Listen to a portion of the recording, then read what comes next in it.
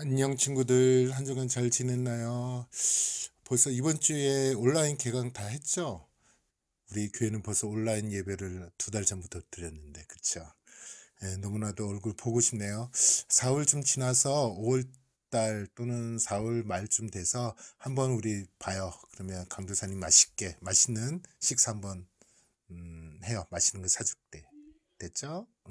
오늘도 하나님께서 우리에게 무슨 말씀하시는지 한번 보도록 하겠습니다. 자, 이게 뭘까요? 네, 한국전쟁 6.25라고 하죠. 언제 일어났죠? 예, 1950년 6월 25일. 그래서 6.25라고 하죠. 이날에 우리나라에서 한국전쟁이 일어났는데, 한국전쟁은 많은 가족들을 헤어지게 하고 또 엄청나게 많은 사람의 생명을 빼앗아 갔던 아주 끔찍한 전쟁이 있었습니다. 한국전쟁이 일어나자 16개의 나라의 군인들이 우리나라를 돕기 위해서 왔습니다. 그 16개 국 중 미국, 영국 다음으로 많은 군인들을 파병한 나라가 어딜까요? 바로 터키입니다. 터키가 파병한 군인 중에 슐레이만이라는 군인이 있어요. 한번 볼까요? 예, 지금 선글라스 낀 군인 아저씨입니다. 이 슐레이만은 한국전쟁 중 모두가 사살된 마을에서 홀로 살아남아 겁에 질려있던 어린 소녀를 발견했어요. 바로 안고 있는 남자처럼 보이지만 소녀예요.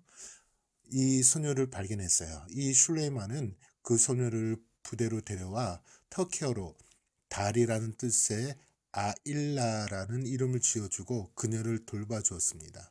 서로 말은 통하지 않았지만 슐레이만은 부모를 잃은 전쟁터에 남겨져 있는 아일라를 사랑으로 돌봐주고, 아일라는 어느새 터키어도 배우고 슐레이만을 아빠라고 부르며 따를 정도로 믿고 의지했습니다.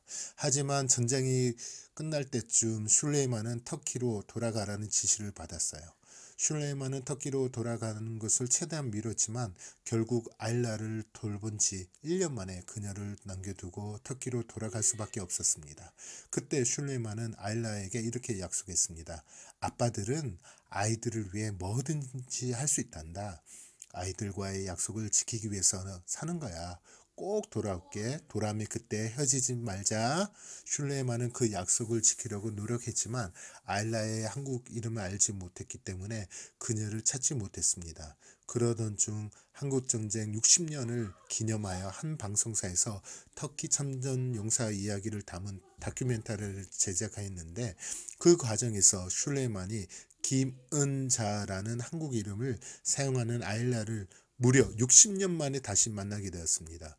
무려 60년이라는 긴 시간이 지났음에도 자신의 약속을 지킨 슐레이만이 참 대단하지 않나요?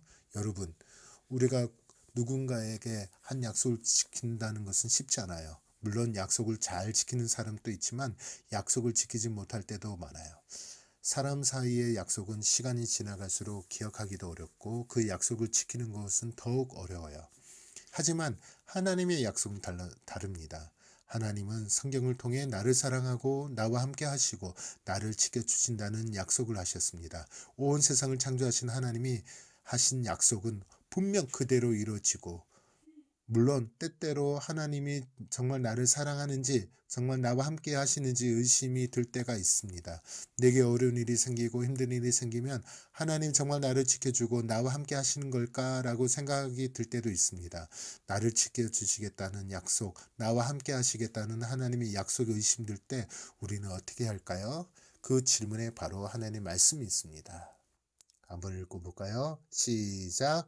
또 약속하신 이는 미쁘시니 우리가 믿는 도리의 소망을 움직이지 말며 굳게 잡고. 다시 한번 읽어볼까요? 시작. 또 약속하신 이는 미쁘시니 우리가 믿는 도리의 소망을 움직이지 말며 굳게 잡고.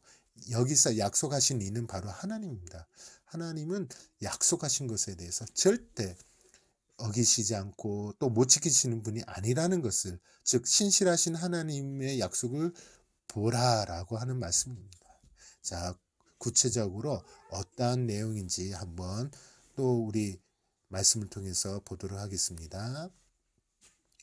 북왕국 이스라엘이 멸망한 후 남유다는 북이스라엘의 멸망을 겸삼아 끝까지 하나님만을 섬기며 살아서야 했습니다. 하나님을 사랑하는 왕이 남유다를 다스린 적도 있었지만 남유다도 북이스라엘처럼 하나님만 섬기는 일을 버리고 우상을 섬겼습니다. 하나님은 그런 남유다의 백성들에게 선지자들을 보내어 말씀하셨습니다. 은혜를 저버리고 배신하는 이스라엘 백성들이여 돌아오십시오. 하나님께 돌아오면 하나님께서 용서해 주겠다 말씀하십니다.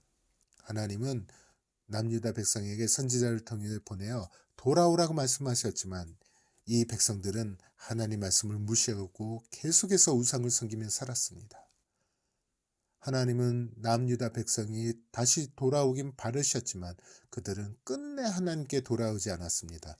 결국 남유다는 바벨론에 의해 멸망당하고 남유다의 왕과 백성들은 바벨론 포로로 끌려가 고통스러운 힘든 시기를 보내야 했습니다. 하지만 하나님은 남유다 백성들이 바벨론 포로로 힘겨운 삶을 살아가는 동안 여전히 그들을 사랑했습니다. 그래서 하나님은 예레미야 선지자를 통해서 이렇게 말씀하셨습니다.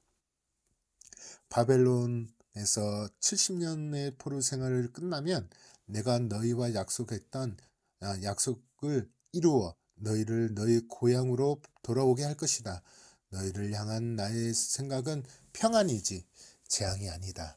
너희가 내게 부르짖으면 기도하면 내가 기도를 들을 것이고 너희가 온 마음으로 나를 찾으면 내가 만나 주실 것이다 라고 말씀하고 있습니다.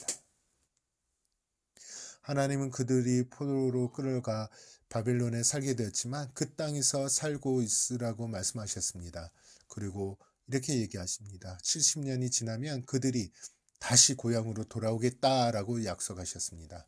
하나님은 남유다 백성을 향한 사랑을 거두지 않고 여전히 사랑하고 있었습니다. 또한 앞으로도 계속 그들의 기도를 들어주시겠다고 말씀하시며 자신의 약속을 확인시켜 주었습니다.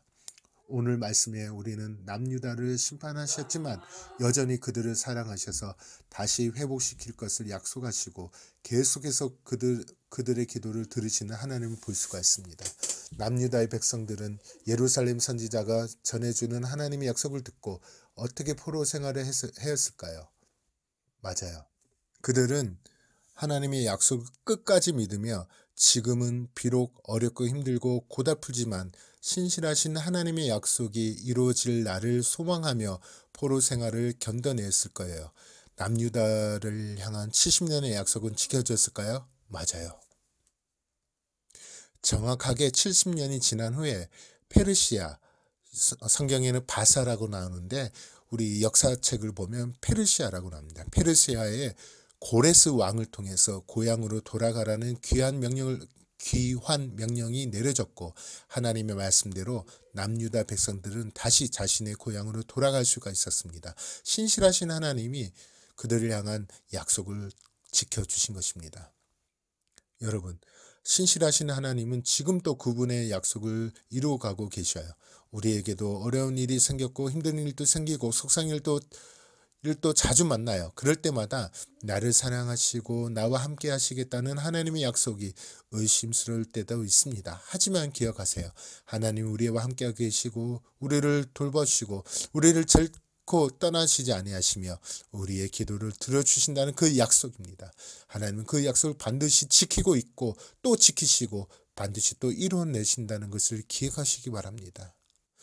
이 사실을 기억하면서 비록 우리가 때론 잘못하고 실수할지라도 하나님은 언제나 우리를 함께 하시고 우리를 위로하시고 우리와 함께 하시는 그 하나님을 기억하면서 늘 하나님만 바라고 하나님만 의지할 수 있는 여러분이 되길 바라요. 한 주간 잘 지내세요. 안녕.